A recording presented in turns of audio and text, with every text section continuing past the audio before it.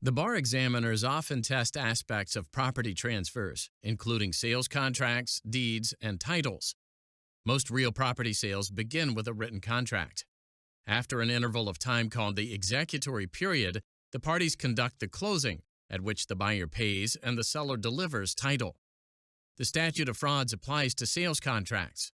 To be enforceable, most sales contracts must be in writing, must be signed by the party against whom enforcement is sought, and must contain the essential terms of the agreement. Those essential terms include the parties' identities, words of intent to buy or sell, a property description, and the price. Two important aspects of sales contracts are the implied warranty of marketability and the rule of equitable conversion. The warranty of marketability is implied in every sales contract unless the contract expressly says otherwise. The warranty is the seller's promise to deliver marketable title at the closing.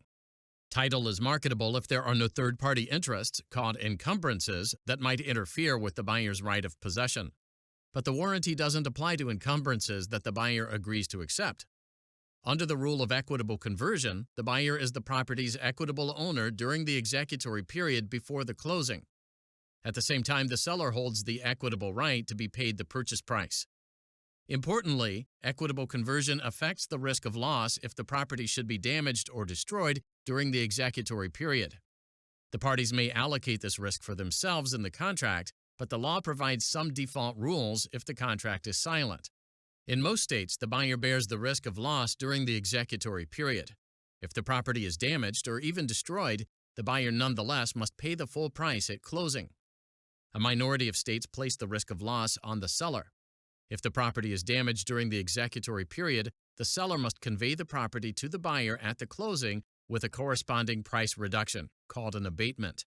If the property is destroyed, then the buyer may cancel or rescind the contract. A seller might have a duty to make disclosures about the property's physical condition. The common law rule was caveat emptor, or buyer beware. The modern trend requires a residential seller to disclose any material defects known to the seller that the buyer can't reasonably discover. Caveat emptor continues to govern most commercial property sales. Remedies for breach of a sales contract can include specific performance, rescission and restitution, or damages. Now, let's turn to deeds.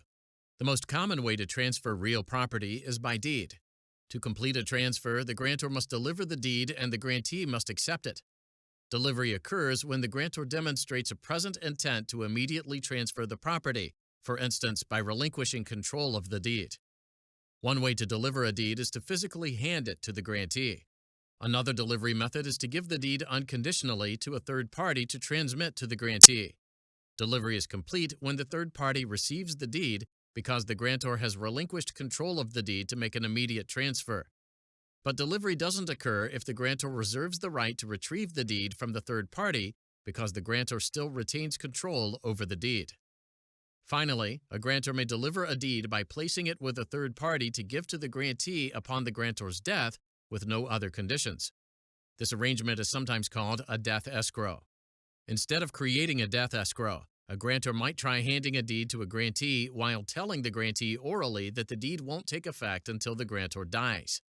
Most states would find this oral death condition to be invalid as an attempt to circumvent the requirements for a will. The most likely result is that the courts will hold that no delivery has occurred.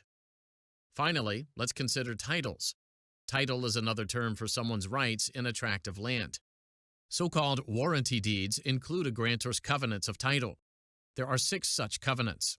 In general terms, they guarantee that the grantee is receiving a good title that the grantor will defend. The merger doctrine says that the sales contract merges into the deed upon delivery. Consequently, any contractual guarantees about title disappear, and the buyer's remedies for title problems are limited to the deed's title covenants. Title questions often implicate recording, which is the process of filing a deed or other property-related document in the appropriate public records office. Importantly, recording isn't necessary to make a deed valid between the grantor and grantee, but recording puts third parties on notice of the relevant property interest. Notice, in turn, can affect the priority of competing interests. At common law, priority was determined by the first-in-time rule, which says that a given property interest has priority over those that arise later. Modern recording acts protect innocent purchasers, also called bona fide purchasers for value, who buy property without sufficient notice of a pre-existing interest. There are three types of recording acts. A race statute says that a recorded interest prevails over any interest recorded later. Today, race statutes are virtually extinct. A notice statute says that a bona fide purchaser prevails against any prior interest of which he lacked notice, regardless of when or whether the bona fide purchaser records. Finally, under a race notice statute, a bona fide purchaser prevails against any prior interest of which he lacked notice, but only if the bona fide purchaser records first. The examiners sometimes test the rule of estoppel by deed or after acquired title. The rule applies if a grantor purports to convey property that he doesn't own to a grantee who lacks notice of this problem. If the grantor later acquires the property, then title immediately and automatically vests in the original grantee.